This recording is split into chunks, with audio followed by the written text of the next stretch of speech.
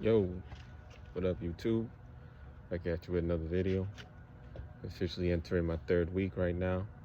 This is day 15. Uh, it's funny too because I'm actually looking at my old videos. So it's like me helping me. That's actually pretty surreal, to be honest. Um, it is a beautiful day here in New York, unusually, which is great. That's why I'm out here chilling.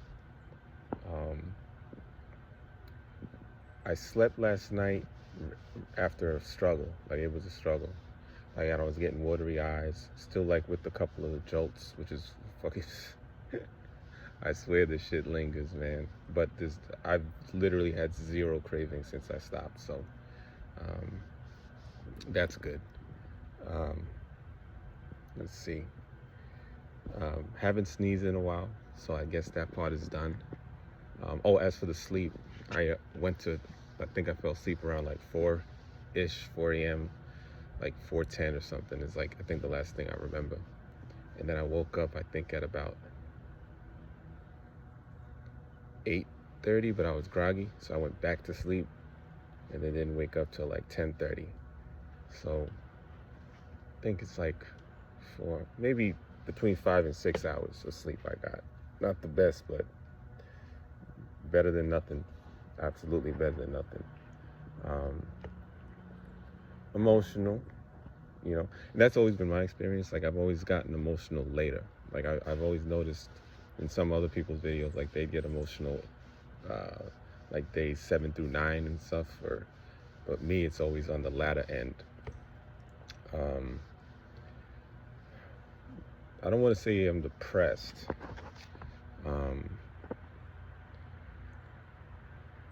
Maybe unmotivated is the term, because like, now that the withdrawal is starting to subside and life is starting to be real again,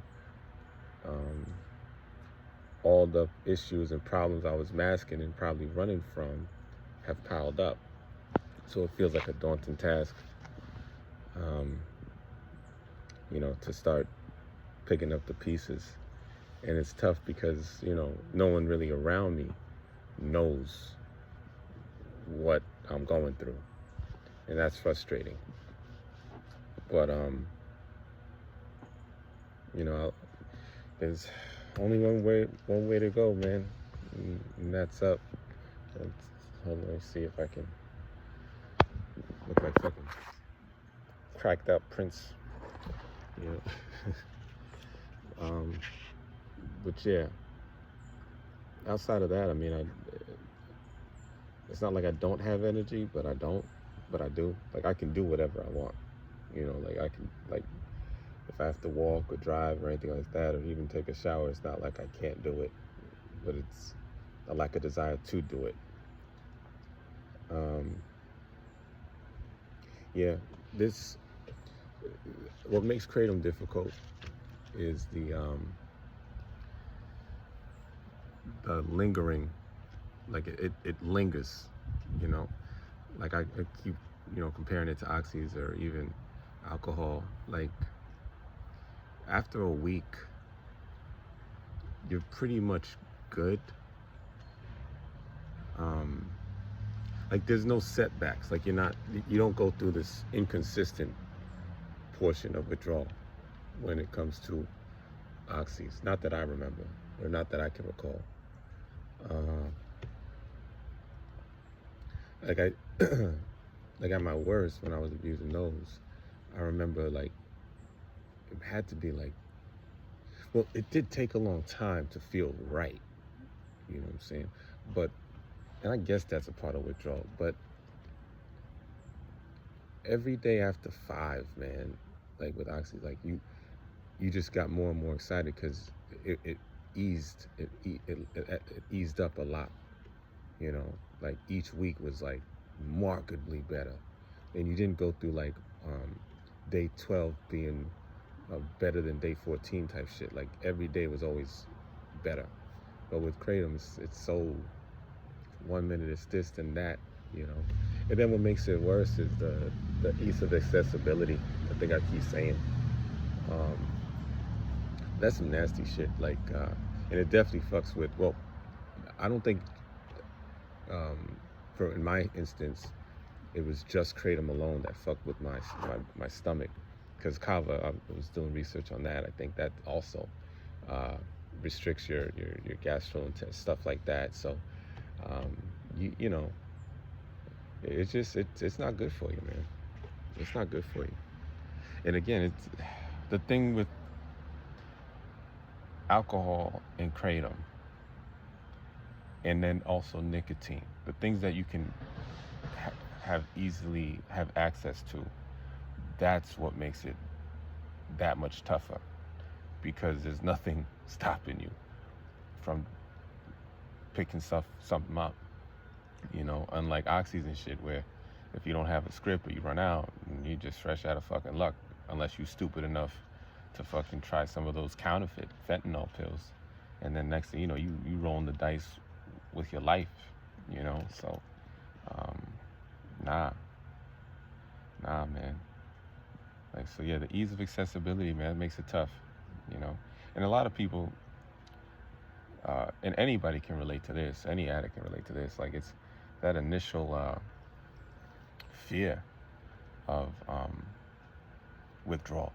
And that's the thing. The fear of withdrawal is stronger than the withdrawal itself in the beginning, I'll be honest with you.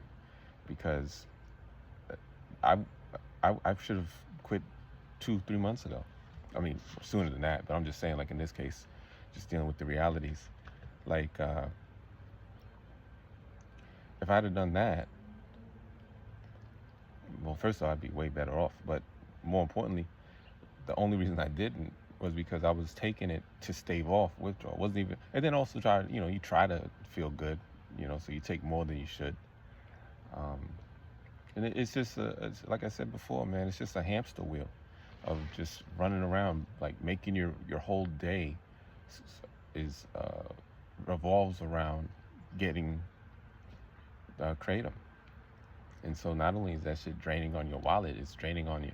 I guess I've said it before, it's exhausting being a fucking addict, man. That's just exhausting. And it's easy to say, especially people who don't have any sort of experience in this stuff, just quit. It's not that easy, but it is that easy at the same time. So anyone that's in the thick of things, or here's when I know you're ready to quit, or here's when you'll know you're ready to quit. When you start hating having to do what you're doing, and even while you're taking it, you hate the fact that you're taking it. That's the beginning stages of your inner self telling you, like, yo, man, it's time to move on. And eventually that's going to build up so much that no matter how uncomfortable you may feel, you're just going to go through it, because you know what's waiting for you on the other side. And I think that's the moment of truth right there. Once you get to that point where you're sick, you're just sick of it. You're just sick of living that way, because you're not really living. You're pretending to live. And again, like I mentioned earlier, all the problems you're trying to escape, they're just going to be waiting for you, and they'll multiply the longer you stay on the junk. So, not to sound harsh, and understand this, because again, I'm still in it. I'm still in the thick of things, really. I think I'll still be in the thick of things until mid-November, 30 days or so. And again, that's how long it'll probably take for me to feel normal. But at the same time, I'm not going to feel bad the entire fucking 30 days. So if I tell you it'll take 2-3 weeks, don't think that the way you're feeling on day 4 is how you're going to feel for 3 weeks. Like, not at all. You're going to feel a lot better. You're just going to recognize that, all right, I'm not 100, but then that's what motivates you to get yourself there. And that's the truth. It's all on you. It's all on you. You know what I'm saying? And so I think that's pretty much all I got to say at this point. But yeah, man, like, day 15 started out a little rough, not gonna lie, depressed and emotional, but we'll see how this day turns out. You know, what I do know is that I'm not gonna use any sort of crutch. You know, I'm not gonna do that. I'm just gonna, take life on the chin and, roll with the punches. You know, and I think I'll look back at this moment in time and be like, that was a turning point. You know, excuse me. But in any case, it's not as bad as you think it's gonna be. And even if it is, we did it to ourselves. So just pay the piper and move on. Just move on. Like, damn. But yeah, I gotta stop. I think I inhaled something. Like some pollen or some shit. That's funny. But yeah, y'all be alright. Trust me. I'm alright. And I was doing who knows how much, and dealing with a lot of outside factors that, it doesn't really matter for me to even tell, to expose any of that shit. But just know, like, life happens. So, and it's not always going to be easy, nor should it be. But, I mean, at this stage, man, it is what it is. So, I'll let y'all later. Y'all take care and hang in there. Peace.